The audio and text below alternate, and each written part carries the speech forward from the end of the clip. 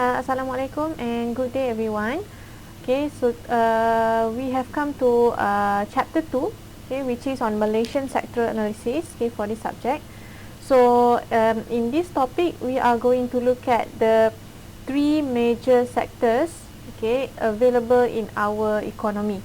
Okay, kita akan tengok dengan lebih detail tiga sektor-sektor utama yang wujud dalam kita punya ekonomi, yang mana saya dah explain.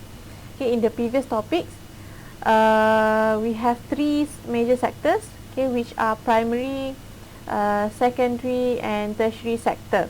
So you already have an idea of what these three sectors consist of. For example, primary sector is related to the use of natural resources or production or commodities that come from natural resources. So that will involve, for example, agriculture, forestry, fishing, and so on, mining, okay, quarrying. So itu semua dalam primary sector, okay, yang melibatkan sumber-sumber semula jadi. Okay, and then for secondary sector, you are going to look at the sectors related to manufacturing and construction. So kita akan tengok sektor penghasilan produk, okay, perkilangan, sektor pembinaan dan sebagainya. Okay, and then for tertiary sector, kita akan tengok pula sektor yang melibatkan perkhidmatan, okay, services. Okay, so tertiary ni melibatkan intangible production ataupun intangible products, yang mana perkhidmatan tu kita tak boleh nampak dengan mata kasar, tapi kita boleh dapat rasa sendiri perkhidmatan tersebut. So what we are going to look at in this chapter is kita akan tengok apakah history, okay, dari segi development untuk setiap sektor ni. Maksudnya daripada sebelum kemerdekaan, waktu kemerdekaan sehinggalah sekarang. So apakah progres setiap sektor ni? Contoh macam agriculture. So mungkin kita nampak sekarang agriculture, sektor pertanian macam kurang menyerlah. Okey, tapi sebenarnya sektor pertanian ni adalah salah satu sektor yang paling awal wujud di Malaysia dan pernah menjadi satu penyumbang besar kepada perkembangan ekonomi kita. Okay, iaitu pada zaman-zaman kemerdekaan lah, sebelum kemerdekaan. Okay, so kita akan tengok progress untuk agriculture, kita akan tengok progress untuk sektor manufacturing, penghasilan produk, okay, dan juga sektor servis perkhidmatan. Okay, kemudian kita akan tengok apakah kelebihan dan kelemahan setiap sektor yang ada ni. Okay, contoh macam agriculture, apa kelebihan sektor agriculture untuk kita punya ekonomi, dan apakah kelemahan-kelemahan yang perlu kerajaan ambil berat dan improvise, okay, perbaiki di masa akan datang. Okay, kemudian kita akan tengok pula data-data lah, okay, dari segi percentage of GDP, maksudnya berapa peratuskah sumbangan setiap sektor ni kepada kita punya GDP. Okay, alright, and then okay, so kita pergi kepada part yang pertama dululah, okay, which is on primary sector. Okay, sebelum tu saya nak tekankan tentang kepentingan, okay, kenapa kita belajar topik ni, kenapa kita kena tahu detail tentang setiap sektor-sektor yang ada dalam ekonomi kita ni, adalah supaya kita boleh tahu kepentingan setiap sektor ni, dan macam mana setiap sektor ni berubah. Macam saya cakap tadi lah, okay, macam mana setiap sektor ni berubah dari tahun ke tahun. Maksudnya kita tengok trend dia semakin berkembang ke ataupun semakin merosot. So itu penting untuk perancangan kerajaan. Okay, macam mana kerajaan nak merancang sesebuah ekonomi adalah dia akan tengok berdasarkan data ataupun performance lah, okay, performance setiap sektor ni. So kalau contoh kita nampak agriculture sector semakin merosot, so apa yang kerajaan boleh buat? Apa inisiatif yang kerajaan boleh perkenalkan untuk mengembangkan balik sektor agriculture ni? Contohnya macam itulah. So untuk planning sangat penting. Dan satu lagi adalah kita boleh tengok sumbangan setiap sektor ni kepada kita punya GDP lah. Okey. So macam mana perubahan daripada contohnya kita Malaysia, daripada ekonomi kita fokus kepada agriculture sebelum kemerdekaan sehinggalah sekarang dia dah shift daripada agriculture. Sekarang ekonomi kita lebih fokus kepada servis dan juga manufacturing. Okey. Kemudian lagi satu adalah kita nak analyse apa masalah yang boleh berlaku dalam setiap sektor. So ini yang saya dah brief tadi lah. Okey, so untuk primary sector, okey, so primary sector is a sector of economy which is focusing on making direct use of natural resources. So ini kita dah belajar in the previous topic. Apa itu primary sector? Okay, so during independence in 1957, primary sector contribution to GDP was the highest, which is about 47%. So kalau kita tengok, sebelum kemerdekaan, agriculture memang, sektor primary ni memang sangat memainkan peranan. So around 1957, okay, mungkin saya akan buat comparison nanti, sebelum kemerdekaan dengan selepas kemerdekaan, dia punya percentage of contribution to GDP. Okay, so untuk primary, okay, primary sector pada tahun 1957, iaitu pada ambang kemerdekaan, okay, peratusan primary sector ni sumbangan dia kepada GDP. Kalau ingat lagi GDP, first topic yang kita belajar, GDP ni menunjukkan perkembangan ekonomi. So lagi tinggi GDP, lagi baguslah untuk kita punya ekonomi. So if the economy gets higher GDP, it means that the economy is in good condition, the economy is growing. Okay, so primary sector sumbangan ni kepada GDP adalah sangat besar, 45.7%. Maksudnya hampir separuh daripada pendapatan negara kita datangnya daripada primary sector, datangnya daripada agriculture dan mining dan sebagainya. Okay, kemudian untuk secondary, okay, secondary sumbangan dia hanyalah 11.1%. Okay, maksudnya pada zaman kemerdekaan ni, manufacturing, construction, sumbangan dia sangat rendah kepada kita punya ekonomi, kepada kita punya pendapatan negara. Sebab zaman tu pembangunan tak terlalu kuat lah. Okay, maksudnya dari segi penghasilan produk tak terlalu kuat. Okay, so sumbangan dia hanya 11.1% sahaja. Okay, tertiary sector. Tertiary sector adalah sektor-sektor yang melibatkan perkhidmatan lah, services. Okay, so ini menyumbang juga hampir separuh. Okay, so kalau kita tengok yang paling besar adalah primary sector lah. Kemudian tertiary, dan yang paling kurang sumbangannya adalah sektor secondary, manufacturing. Okay, so apakah yang menyebabkan sumbangan agriculture ataupun primary sector ni terlalu besar kepada kita punya ekonomi pada zaman kemerdekaan? Okay, so kalau baca ayat yang ketiga ni dikata, agriculture and mining was caused by the policy made by the British before independence, which is to make Malaysia a major export of raw materials. Okay, lepas ni saya akan explain in the next slide apakah kepentingan production of rubber and tin. Okay, so pada masa zaman kemerdekaan tu, permintaan untuk rubber dan tin sangat tinggi. Okay, dan Malaysia adalah salah satu pengeluar getah dan juga tin yang sangat besar. Okay, secara global, dia dikenali secara global lah pada masa itu.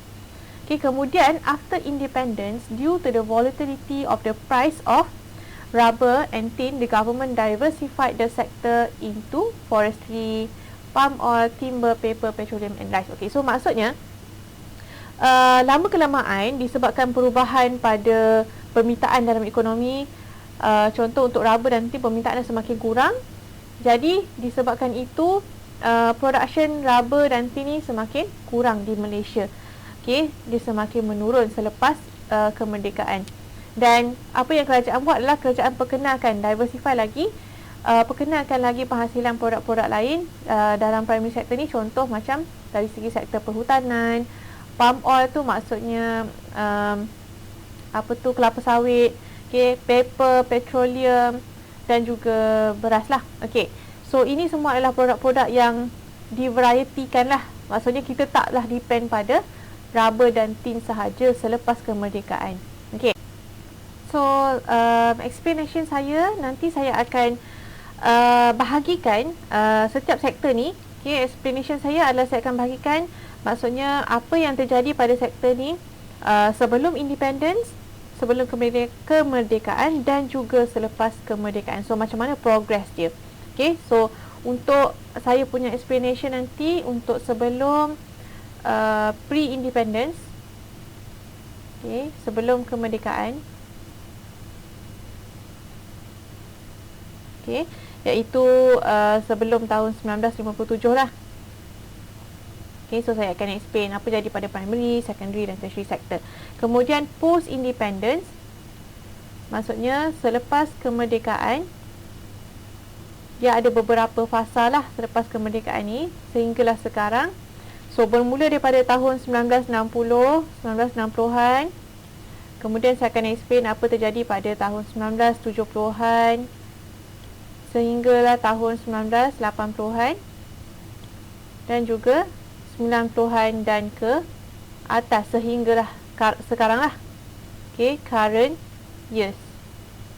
Okay, so saya akan tunjukkan data paling lewat pun pada sehingga tahun 2016. Okay, dan ataupun 2018 lah. Okay, so depends on the availability of the data. Okay, so kita pergi kepada pre-independence dulu. So apa yang terjadi pada primary sector sebelum kemerdekaan? So sebelum kemerdekaan, agriculture sector ni sebenarnya wujud, okay, yang paling penting dalam agriculture sector adalah penghasilan yang paling famous lah, penghasilan rubber and tin. Okay, so kedua-dua production ni, okay, sebenarnya sebelum ni pernah dihasilkan di negara lain. Okay, contoh macam rubber pernah dihasilkan di England, di Brazil. Okay, kemudian untuk tin pernah dihasilkan di England. Okay, so maksudnya negara-negara ni adalah merupakan tin and rubber supplier lah sebelum Malaysia. So apa yang terjadi adalah lama kelamaan sumber dalam negara tu, Brazil dan juga England, dah semakin berkurang.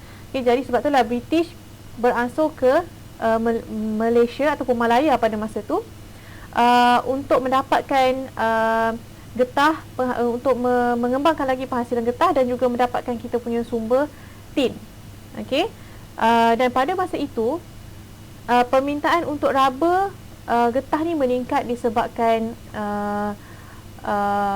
perkembangan dalam sektor automobil. Okay, di Amerika Syarikat, di US, especially di US lah. Okay, so pada masa tu penggunaan penghasilan automobil, kereta dan sebagainya dah mula berkembang.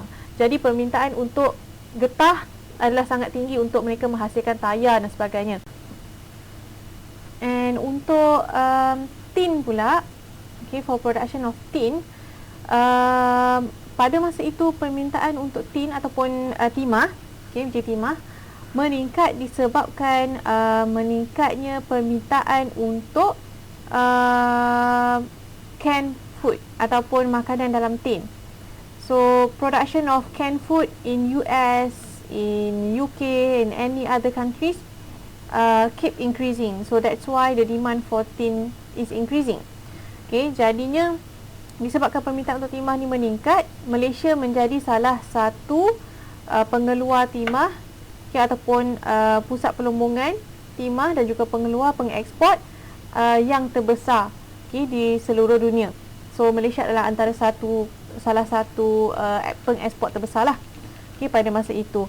So that kind of factors yang menyebabkan permintaan untuk rubber dan tin ni meningkat dengan mendadak pada masa itulah. Okay, so now let's go back to the slide here. Okay, so dekat slide ni dia ada tulis kat sini dia kata agriculture sector was characterized by dualism between the estates and the small holding subsectors. So maksud dualism kat sini adalah agriculture sector ni dia terbahagi kepada dua bahagian lah. Okay, bahagian yang pertama adalah production yang datang daripada estate. Okay, so estate adalah land holding yang agak besar, okay, yang mana keluasannya adalah lebih kurang 40.5 hektar. Okay, baru kita anggap dia sebagai, consider dia sebagai estate. Okay, dan estate ni didominasi oleh orang Eropah instead of orang kita sendiri pada masa itulah. Okey, so apakah produk-produk yang dihasilkan dalam estate? Okey, kebiasaannya adalah production besar. Contoh macam rubber lah. Okey, salah satunya rubber, oil palm ataupun kelapa sawit, teh. Okey, teh contoh kat Cameron Highland. Okey, cocoa and coffee. So, produk-produk ini semua adalah produk-produk yang dieksport ke luar negara. So, dia punya capacity adalah sangat besar lah. Okay, so these products are of high capacity. Okay, production yang sangat besar. Okay, so kebanyakan productionnya didominasi oleh orang Eropah. Okay. Meanwhile, untuk small holding subsector, okay, small holding ni adalah secara kecil-kecilan lah. Okay, penanaman secara kecil-kecilan. So, average farm size dia adalah 1.45 hektar. Okay, kalau banding dengan estate tadi adalah keluasan sebanyak 40 hektar. So, bezalah kat situ. So, untuk small holding, consider sebagai small holding, dia tak lebih daripada 2 hektar lah. Okay, dan kebanyakan tanamannya adalah tanaman yang berkaitan dengan contoh rice, fruits and vegetables. Okay, beras, buah-buahan, sayur-sayuran. So, ini semua adalah secara kecil-kecilan yang mana kebanyakannya dimiliki oleh orang Melayu. Okay. Dan China dan India pun kebanyakannya adalah dalam small holding sektor ni.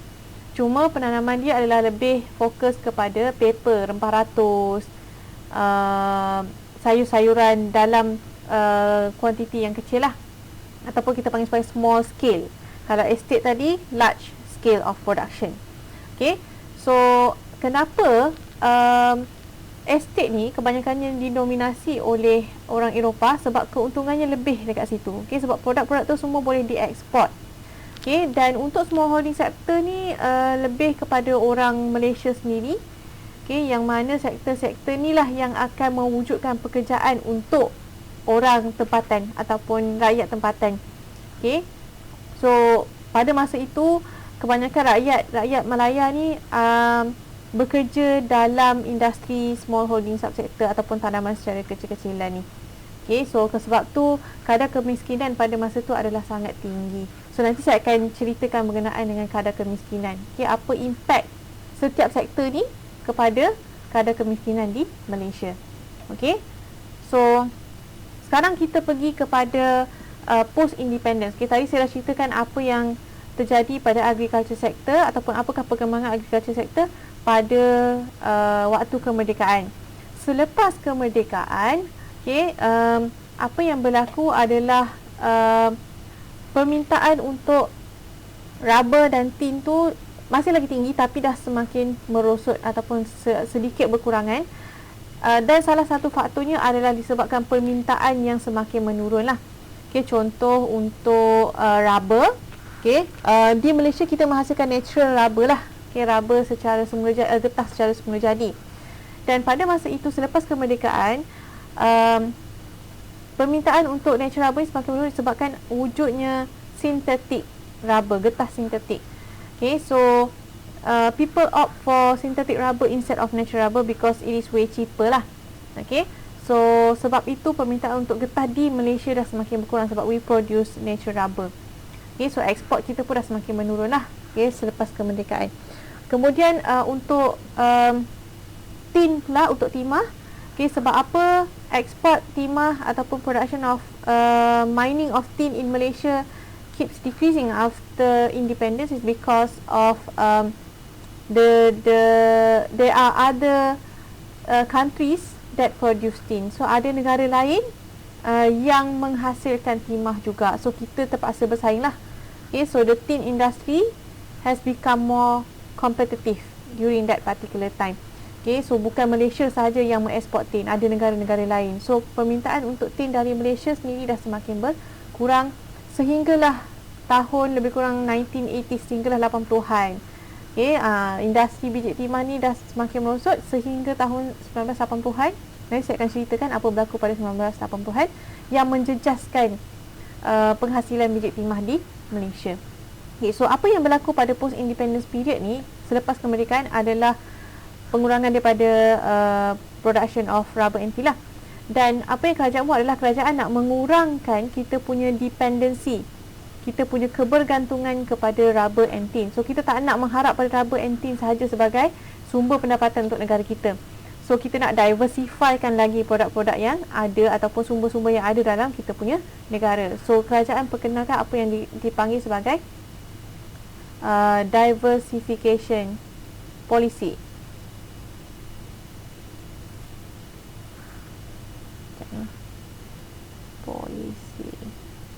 Okey. Diversify maksudnya kita mempelbagaikanlah kepelbagaian. So dasar untuk mempelbagaikan lagi produk, contohnya selepas kemerdekaan, iaitu pada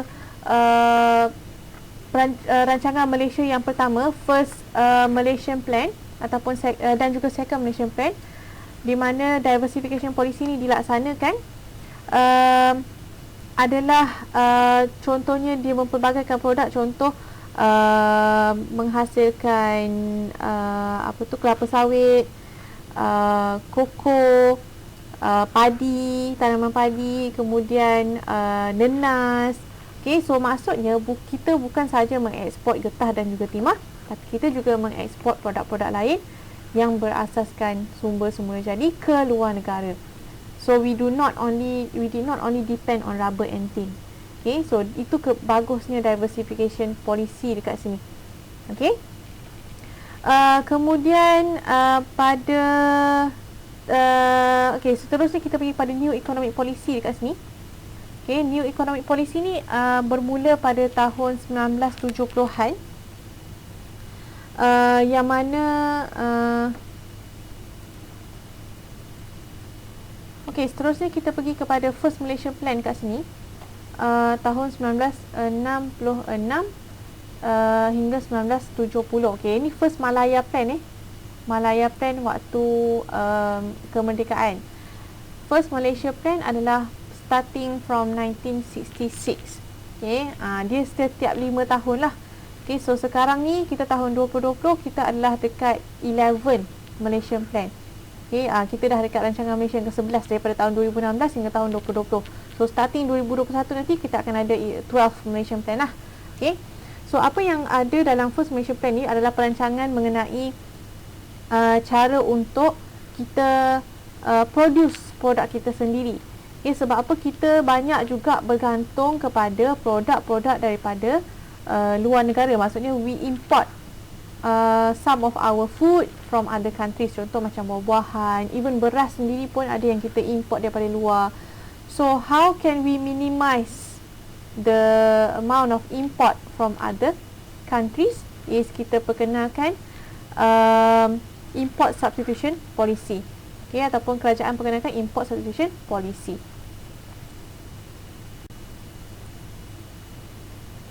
Okay, so import substitution policy ni, saya tulis dulu kat sini. Okay, yang ni tadi untuk mempelbagaikan produk.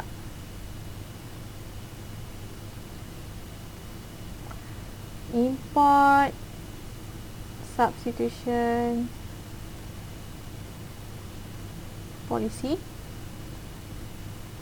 Okay, adalah satu dasar untuk mengurangkan dependency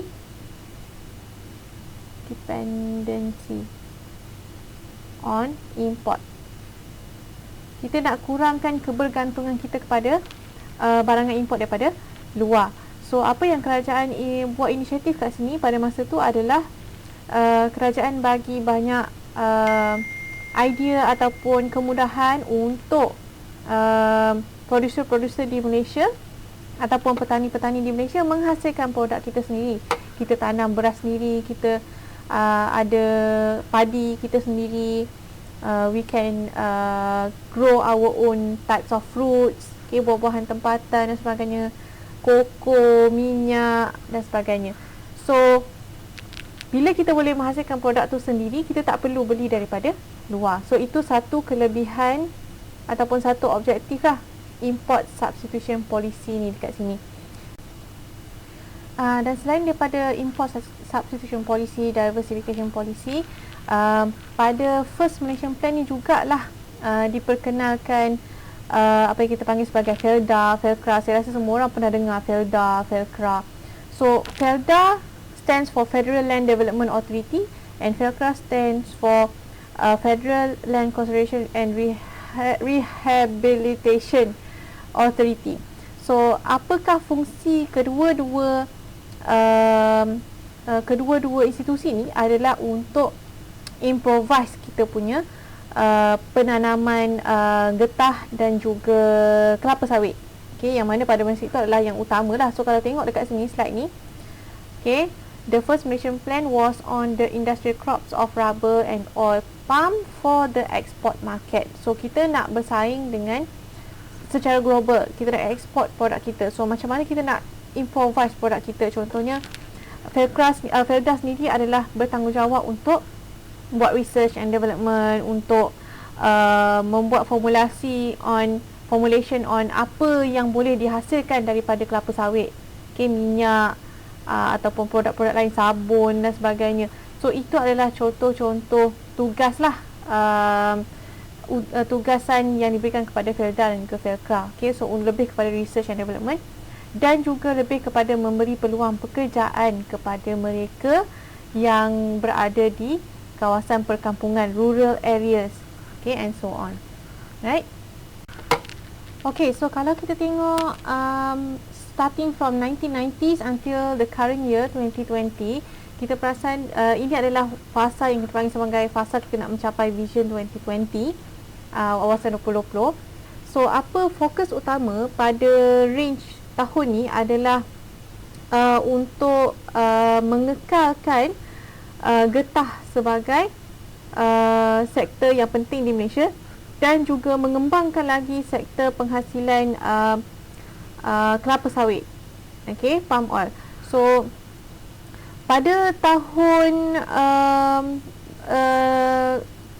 abad ke-21, starting from that, Malaysia menjadi pengeluar tertinggi untuk kelapa sawit, minyak sawit, dan rubber pula difokuskan lebih kepada domestic manufacturing lah. Maksudnya penghasilan getah tu lebih kepada untuk penggunaan ataupun penghasilan produk secara domestik. So kita tak ekspor sangatlah keluar. Sebab tu kalau perasan in a few years before this, harga getah dah kurang stabil lah. Okay, dah semakin menurun dan sebagainya. So if you look at this table here, you can see the reduction in the size of plantation. Okay, pengurangan saiz penanaman untuk rubber, oil palm, koko dan padi. Okay, so kalau tengok dekat sini, untuk rubber, okay, estate and small holding, nampak dah semakin berkurang lah. Okay, sebab apa? Macam saya cakap tadi, rubber difokuskan untuk domestic production sahaja, ataupun kita gunakan untuk menghasilkan, digunakan sebagai bahan mentah untuk menghasilkan produk secara lokal sahaja. So we don't export much lah. Macam masa independence kita, masa kemerdekaan, kita banyak export rubber keluar, tapi lama-kelamaan export dah semakin berkurang. While untuk oil palm ataupun minyak kelapa sawit, kita tengok tanaman dia dah semakin meluas. Okay, ever since 1990s, daripada 991,000 hektar dah meningkat kepada 1230,000 hektar. So dah semakin berkembang lah, okay, sama ada estate dan juga small holding, okay, secara besaran ataupun secara kecil-kecilan. So kita boleh nampak dekat sini, penghasilan minyak sawit ni dah semakin berkembang disebabkan permintaan yang tinggi dari luar. So kita ekspor minyak sawit kita keluar sebab minyak sawit ni dia, kegunaan dia sangat pelbagai. Okay, kita boleh buat banyak benda, kita boleh produce banyak benda dengan kelapa sawit. Salah satunya adalah minyak sayuran lah, vegetable oil. So the demand for vegetable oil globally has increased. So therefore the production of oil palm di Malaysia dah semakin meningkat. Okay, koko semakin berkurang lah. Dulu saya ingat lagi masa dekat kampung saya dulu ada pokok koko. So itu adalah dianggap sebagai small holding lah, sebab dekat area rumah atuk saya dulu, arwah atuk saya, so ada penanaman pokok koko dan sebagainya. So sekarang dah tak ada dah. So kita boleh nampak sini dengan mata kasar kita, nak jumpa tanaman pokok koko pun dah susah. Okay, dan koko ni kebanyakannya kita import daripada luar juga. Okay, penanaman padi boleh dikatakan konsisten lah. Okay, sebab kita Malaysian, kita consume beras. Okay, makanan beras tu adalah makanan ruji kita. Jadinya penanaman padi ni dianggap sebagai konsisten sebab demand secara lokal tu masih lagi ada. Okay, we still have local demand for rice. Therefore, the plantation of paddy is still consistent. Okay, at that particular in this particular period lah. Okay, setakat ni. Right?